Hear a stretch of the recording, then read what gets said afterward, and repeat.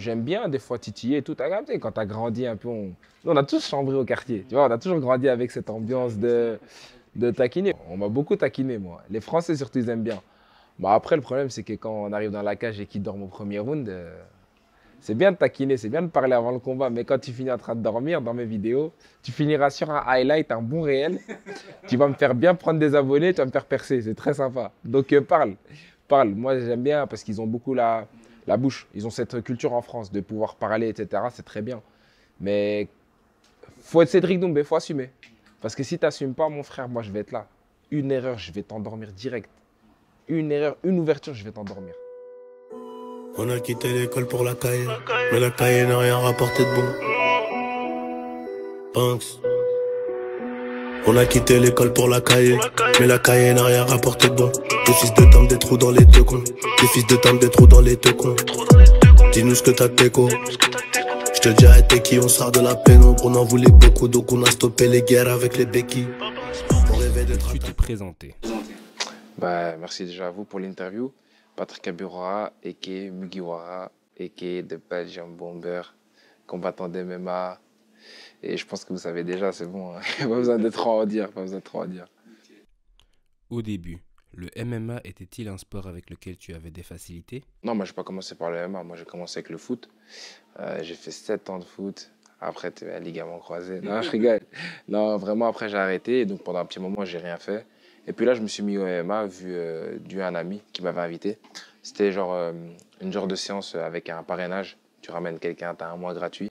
Et de là, j'ai commencé vraiment par hasard, même pas pour faire carrière. Et petit à petit, j'ai fait un combat, 2 combats. Et là, tout droit. Hein. Tout droit. Tu as aussi fait du mannequinat. Être polyvalent est-il important pour toi? Ça, je pense que quand tu es un combattant, maintenant actuellement, tu es plus qu'un combattant. Et moi, ça a toujours été ma marque de fabrique. J'ai toujours voulu sortir du lot. C'est-à-dire que ce soit avec mes performances en MMA ou même hors du MMA. Et là, je suis signé actuellement en agence aussi chez Run Model Management avec Hugo Azagra. Donc c'est une des plus grosses ici en Belgique. Et je pense que c'est une certaine dynamique que je veux amener aussi dans ce sport où bah, maintenant, c'est quand même cool de pouvoir être une figure et une personnalité à part entière et pas juste être un combattant d'MMA. J'ai pas envie qu'on me réduise à juste cette case. Donc j'ai toujours voulu toucher à tout. Hein. Hey, good looking, Ashton.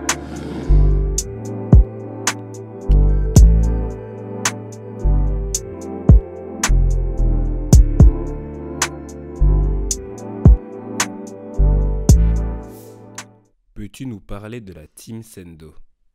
La Team Sendo, c'est mon coach de toujours, avec qui j'ai commencé quand j'avais 17 ans. J'avais fait 1 an à Namur avant, puis je suis monté sur Bruxelles. Et depuis, à la vie et à la mort, on est resté loyal. Et là, maintenant, c'est la même équipe et une grosse équipe que des tueurs à gages en vrai. Franchement, un gros pourcentage de KO, un gros pourcentage de violence. Et tu mets tout ça avec un coach au-dessus qui dirige tout, c'est carré. Es-tu plutôt Belgian Bomber ou Mugiwara? Je dirais la personnalité Mugiwara, tu vois. Donc ce que les gens connaissent, c'est Mugiwara. Mais dans la cage, c'est le Belgian Bomber. Je viens pour envoyer des bombes, mon frère. Tu vois ce que je veux dire? Il est trop inspirant. Pour moi, en fait, les gens se regardent tu sais, les mangas, les animés en mode ouais, c'est un truc, un dessin animé, c'est pour les jeunes. Non, il faut regarder au-delà de ça, les valeurs et les principes qu'il montre dedans. Un jeune qui dit moi, je veux devenir le roi des pirates. Et tout le monde lui dit mais t'es un fou, quoi. Y a trop de mecs qui sont musclés, qui sont super forts. Toi, t'as 17 ans, tu commences à venir et dire ça. Et il leur dit non, t'inquiète. Il n'y a pas de problème, je sais que je vais avoir dur, je sais que peut-être des fois je vais perdre, je sais que des fois peut-être je vais ramasser, mais ne t'inquiète pas, à la fin, tu vas comprendre. Et moi, c'est ça ma mentale. C'est en mode au début, quand je l'ai dit, quand je venais de Namur et que j'ai commencé à 16 ans les MMA et que j'ai dit, moi, je vais devenir champion UFC, les gens ils m'ont regardé, ils m'ont dit, hey, s'il te plaît, Namur, il y a qui vient de Namur? Namur, on ne connaît pas. 5000, c'est où? Ça vient d'où? Quel quartier? On n'a jamais entendu parler. Tu veux faire du MMA? MMA, on ne connaît pas. Tu vas aller où? Petit à petit, là maintenant, le MMA, ça devient la mode. Puis petit à petit, et là maintenant, les gens ils commencent à comprendre. Et là, j'ai plus personne qui me dit, ouais, tu veux devenir champion UFC, c'est impossible. Mais il y a un switch. Non, vas-y, on est derrière toi. Et ça qui est lourd. Et c'est la même chose dans One Piece. Luffy au début, t'as eu sa prime, là, il était content quand c'était 500 berries. Maintenant, il a des millions et des milliards. Et c'est ça le truc. C'est que ma valeur, elle a augmenté. Et maintenant, les gens ils commencent à comprendre. Et je pense qu'à la fin, tu vois, quand ils seront tous cordas, là, on aura atteint l'objectif final. Et c'est vraiment de mettre tout le monde d'accord et dire, je vous l'avais dit, moi, dans ma tête, à 16 ans, j'avais le même mindset que maintenant quand j'en ai 30 et que j'ai accompli tout ce que j'avais à accomplir. Tu es belge et double champion chez les Français. Voudrais-tu conquérir d'autres régions? Ah, comme ils n'ont pas apprécié ma phrase, hein, chez eux, c'est chez nous. J'ai eu beaucoup de problèmes avec cette phrase, mais en vrai quand je dis chez eux, c'est chez nous, c'est que je me sens bien en France. Le marché du MMA en France, il est incroyable. Et je pense qu'en Belgique, on a énormément de talent et des gros diamants, mais on n'a pas d'endroit pour pouvoir exploiter. Ça veut dire qu'on est là, et même si on combat encore dans des gymnases, alors qu'en France, ils remplissent des salles de 3 000, 5 000, 16 000 personnes. L'UFC, ils sont venus 2 fois, ça a été sold out, 16 000 personnes qui remplissent la salle. Tu vois? Donc ça veut dire que là, vraiment, en France, il se passe vraiment un gros engouement. Et on l'a vu à mon dernier combat, j'étais main event avec RMC Sport, tu vois, c'était retranscrit en direct à la télé et c'était un truc de fou. On a battu les records d'audience hors UFC, tu vois, avec RMC Sport. Et nous, ils me l'ont dit, même j'ai eu l'appel du patron qui m'a vraiment félicité pour la performance. Et vraiment, les Français, ils ont je pense, cette âme du MMA et les Belges aussi, mais ce qui manque, c'est les instances ici en Belgique, je pense. Penses-tu qu'il y a de l'avenir en Belgique pour le MMA? En tout cas, nous, on va créer. Hein. Moi, c'est ça ma mentalité. Je reste belge, tu vois.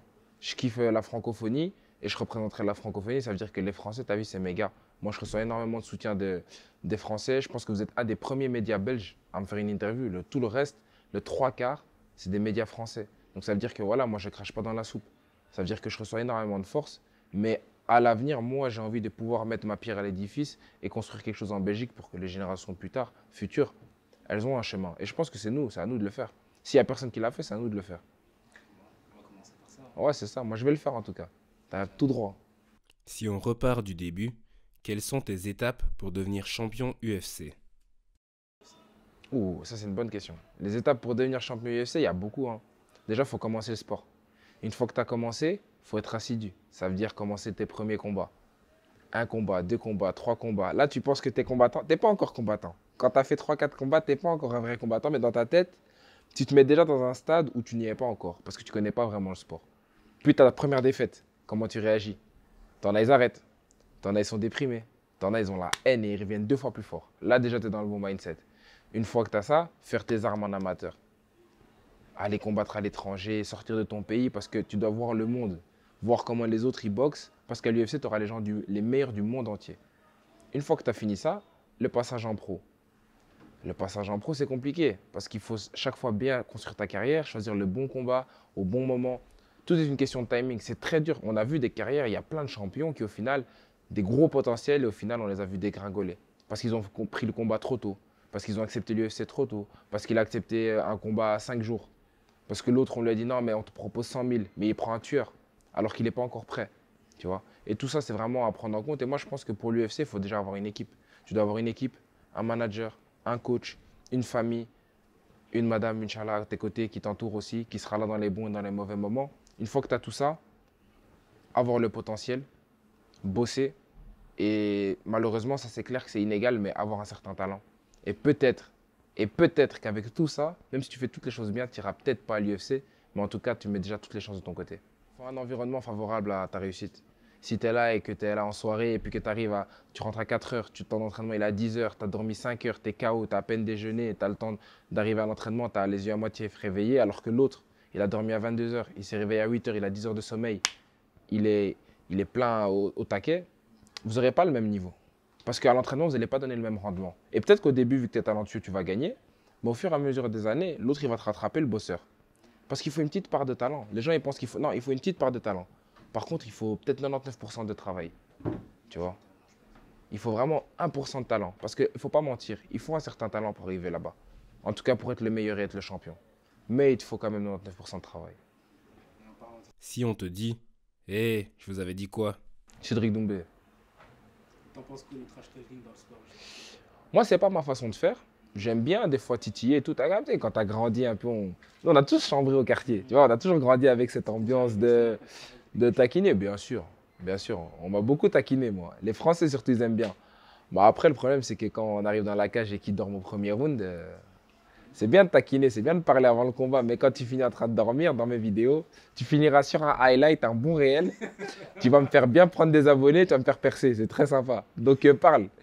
Moi, j'aime bien parce qu'ils ont beaucoup la bouche. Ils ont cette culture en France de pouvoir parler, etc. C'est très bien. Mais faut être Cédric Doumbé, faut assumer.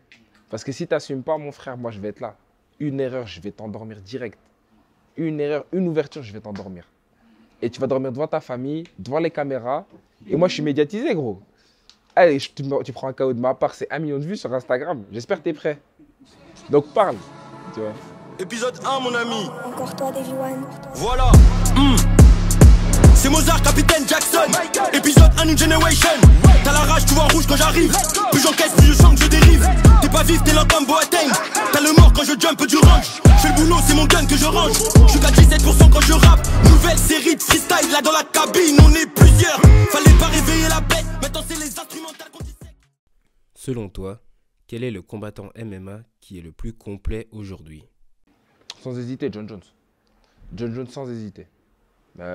Debout, au sol, lutte, tout ce que tu veux, coup de coude. En plus, il a le vice, champion le plus jeune à 23 ans de l'UFC, de l'histoire. Non, John Jones, double champion maintenant en poids lourd et en poids light heavyweight. Non, c'est trop. Quel est le combattant que tu rêverais d'affronter? C'est une très bonne question. Que je rêverais d'affronter. Ça, franchement, on m'a jamais posé cette question. Et que je rêverais d'affronter, je pense que Max Holloway. Pour faire une grosse guerre debout. Parce qu'il dit que c'est le meilleur boxeur de l'UFC, tu vois. Et j'aimerais bien arriver là-bas et lui envoyer des bombes de la Belgique. T'as capté ce que je veux dire? Tu vois, on montrer le Belgium Bomber. On vient et toi, le moment où il pointe le centre du ring, là, le centre de la cage, ben, je vais dans le centre et le premier qui fait un pas en arrière, ben, c'est lui qui l'a perdu, tu vois. Ce serait vraiment un gros banger. Mais sinon, bien sûr, après les grands champions. Mais je vois ça plutôt d'un respect, tu vois. Le jour où je serai à l'UFC, je pense que je les verrai comme des adversaires. Mais là, pour l'instant, je les vois encore comme des grands champions et je respecte beaucoup. Des cibles à atteindre. Ouais, comme des cibles à atteindre. C'est des objectifs. C'est des objectifs. Quand moi j'ai tourné avec Georges Saint-Pierre, je suis rentré à fond alors que c'était Georges Saint-Pierre. Ça me change rien. Mais je veux dire, il y a quand même un certain respect parce que tu respectes la carrière et tu respectes l'homme derrière, tu vois. Qu'as-tu à dire aux personnes qui pensent que le MMA est barbare? Non, je pense que ces gens-là, ils ont encore une ancienne mentalité et ils n'ont pas encore vu en fait le MMA. Moi, il y a plein de mamans maintenant, des mères de famille qui viennent voir des galas. Elles ont 3 enfants et les gens ils viennent en famille. C'est pas un sport de barbare, c'est devenu un sport à part entière. Bien sûr, si tu prends en 1990, ok, mais là on est en 2023. Tout a changé, tu vois. Et ne soyez pas surpris si le MMA dans quelques années, peut-être pas ces JO, peut-être pas les 2028, mais peut-être les 2032, je suis presque sûr qu'il sera aux Jeux Olympiques. En tout cas, le MMA amateur, sûr et certain. Sûr et certain que ce sera. C'est le sport qui est le plus en vogue actuellement. Avec une expansion mondiale la plus rapide. Comment tu veux nier que c'est un sport de barbare? Pourquoi autant de gens le font? Pourquoi autant de gens sont fans si c'est un sport de barbare? C'est pas possible. On fait quoi à Namur quand on a 22 ans? Qu'est-ce qu'on fait à Namur? Namur, c'est spécial. Moi, je le dis toujours. Tu sais, bêtement, j'ai mangé avec Fresh, il n'y a pas longtemps, Fresh la Peufra. Lui, il est liégeois. Et on s'est un peu fritillé, on a une petite friction là, parce qu'il disait Liège, c'est mieux que Namur. J'étais un fou, gros. Et puis quand je dis ça aux Bruxellois, ils disaient, ah, Namur, on ne connaît pas. Namur, c'est spécial. Il n'y a que les Namurois qui vont le dire. Ouais, Namur, c'est spécial. Faut y aller pour savoir. Venez dans le 5000, venez. Tu écoutes du Moji S-Boy, Green Montana et Fresh. Tu suis beaucoup d'artistes du 4000? Franchement, la vérité, en tout cas, j'ai même pas fait exprès de suivre principalement de Liège, mais c'est surtout que j'échange. Par exemple, Green m'avait envoyé un message, je lui ai envoyé un message, on s'est donné la force. Fresh, pareil. Il m'a reposté, il m'a envoyé un message, il m'a dit lourd pour ton combat, je l'ai vu. Moi, j'ai dit respect. On a tous vu la nouvelle école, on l'a tous écouté, on a tous écouté ces gros bangers. Et tu vois, ça se fait. Franchement, je pense qu'en Belgique, je suis un des combattants qui est le plus connecté avec les rappeurs. Tu peux pas me citer un rappeur en Belgique qu'on se suit pas et qu'on se connaît pas. Et j'ai ça avec les footballeurs, j'ai ça avec pas mal de gens dans plein de milieux. Et moi, c'est ça mon kiff. J'aime bien échanger avec des gens qui ont réussi dans des domaines différents et voir un peu comment ça se passe et leur dynamique, tu vois. Si tu devais coacher un artiste pour un combat, qui serais-tu prêt à entraîner? Franchement, ça se jouerait entre mon gars Polak là, mon bon Polak, gros PLK. Lui, je sais qui est, il m'a déjà dit, viens, on fait de la boxe ensemble. Donc t'inquiète, lui, il y a moyen. Ou bien le Big Fresh. Hein. En vrai, 3, Fresh ou Freno Star, frénétique. Fresh la Peufra, frénétique ou PLK. Un des 3, la vérité, je les coach en bien. Et je les fais combattre contre un autre gars à moi, YG Pablo. En vrai, je fais un main event, t'as capté, comme aux States là. Et moi, je fais promoteur, je prends tout dans mes poches. Non, c'est tous des frérots, mais la vérité, en fait, j'ai trop de... Les gens ne se rendent pas compte, les rappeurs, ils kiffent le MMA. Quelle est la marque avec laquelle tu voudrais collaborer? En fait, la marque avec laquelle je voulais collaborer, j'avais un objectif de ouf parce que c'est la marque numéro 1 en MMA, c'est Venom. Et actuellement, je suis le premier athlète belge à être sponsorisé par Venom. Non, je rigole. Là, je me suis un peu chauffé, mais non, vraiment, ça a été pour moi historique, je pense. Dans l'histoire même pour la Belgique, etc., ça a été un gros boom. La vidéo sur Instagram, elle a explosé le nombre de gens qui m'ont envoyé des messages en mode oh, enfin un Belge, on attendait ça. Et donc, ouais, voilà, là, on travaille avec Venom. Et pour moi, je suis très, très content d'être avec eux, très heureux. Et un gros remerciement à mon équipe de management, à tous ceux qui ont fait le travail de l'ombre, parce que il y a toujours un taf derrière. Mais merci à Venom de m'avoir fait confiance et franchement, c'est lourd.